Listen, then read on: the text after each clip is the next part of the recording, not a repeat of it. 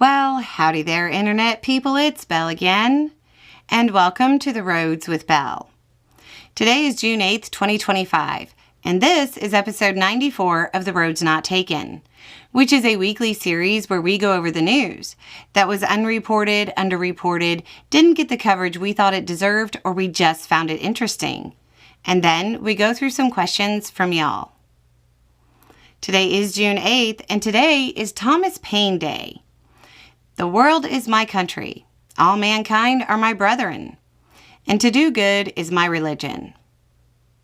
And on this date in 1789, James Madison started being super annoying, pushing a list of amendments to the Constitution. We know them today as the Bill of Rights. And starting with foreign policy, Russia appears to have launched its response to having its strategic bombers hit. They launched an air bombardment against civilians. Trump's ban on foreign students was put on hold by a federal judge. Trump instituted another travel ban targeting specific countries. Tensions are rising between Thailand and Cambodia. Wagner, the Russian contracting firm, is withdrawing from Mali. North Korea seems to have righted the capsized naval vessel that was damaged during its launch. It looks like they used balloons in the process. Some experts have suggested the method used would have caused intense stress to the hull, creating unseen damage. In U.S. news, the Supreme Court is allowing DOJ access to Social Security systems, with data on millions of Americans. Republican Representative Mary Miller said, quote, "Deeply troubling.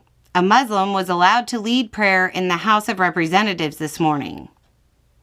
This, of course, set off a firestorm of response from Democrats on general principle. It's worth noting that the prayer was led by a Sikh, not a Muslim. In completely unrelated news, the Republican Party is continuing its push to cut education. Governor Newsom of California has floated withholding taxes from the federal government as Trump threatens to gut funding to the state. Elsewhere in California, federal immigration authorities and citizens clashed, leading to the deployment of riot police. In cultural news, as part of their breakup, Elon is suggesting a new party called the America Party. Trump has said, quote, "I'm not thinking about Elon." Sure, we've all been there, haven't we, ladies? Trying to think about Elvis, Memphis, Oprah in the afternoon. Try to think about palm trees, fig leaves, the creature from the Black Lagoon. Trans troops are being forced out of the military despite the studies and evidence saying they don't hurt readiness. In science news, Elon chickened out on his threat to decommission the Dragon spacecraft. Dehorning rhinos cut poaching by more than 3/4. In economic news, the U.S. and Chinese leaders talked trade on the phone this week, and while there weren't any breakthroughs, there were a few positive signs. Trump has said China will restart exporting rare earth minerals. Analysts are unconvinced, and we don't have any insight on this one yet. Just Trump saying something and analysts kind of being, let's say, skeptical.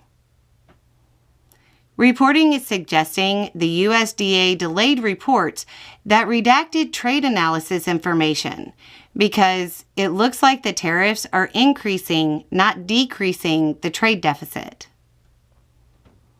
In oddities, Republican Representative Blake Moore of Utah, who is a member of the Doge Caucus, said, quote, "Most everybody knew Elon was exaggerating to what he could do. He was claiming finding $4 billion a day in cuts he was going to get. One time he said $2 trillion he was going to find. It's a massive exaggeration, and I think people are recognizing that now."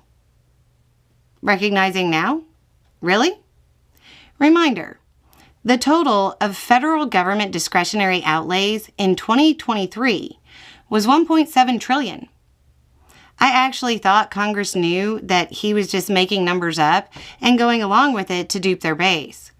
But apparently, they just don't know how the budget works, which is actually worse, since they're the ones who make it. On to the Q&A. Our first question. I don't think this was covered. Sorry if it was.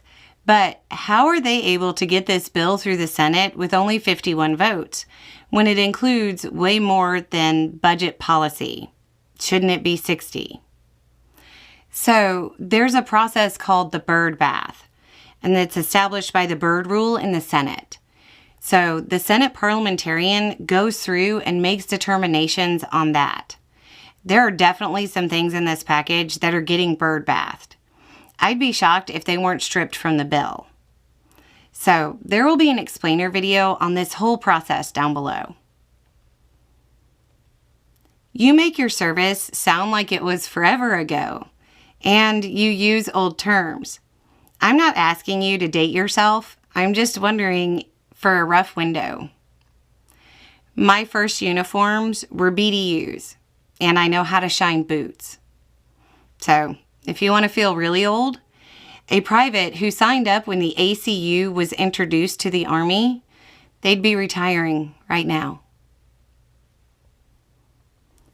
People may scoff at disaster preparation, but if you tell them it's for a zombie apocalypse, they'll prepare. I know somebody who uses this to get people at least thinking about it.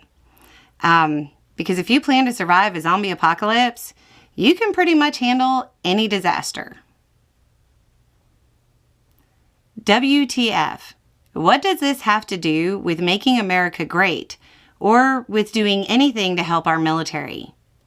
And then there's a link to an article about the renaming of the Harvey Milk, which is a Navy ship. It doesn't.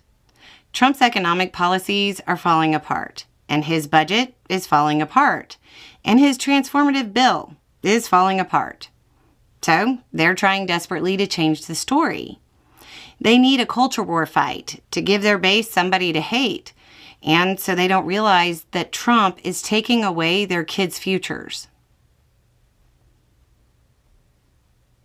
What? No video on Trump having good jobs numbers? Didn't think so.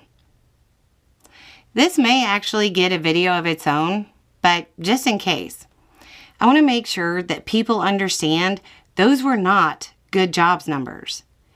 Meeting expectations means that the numbers lined up with the estimates, which that makes Wall Street happy because then they feel like they have a grasp on the economy. So it's good for Wall Street if the numbers match their estimates. Even if the estimates are hypothetically 40,000 less jobs than the previous month. That's not hypothetical. That's what happened. Even Fox Business covered this.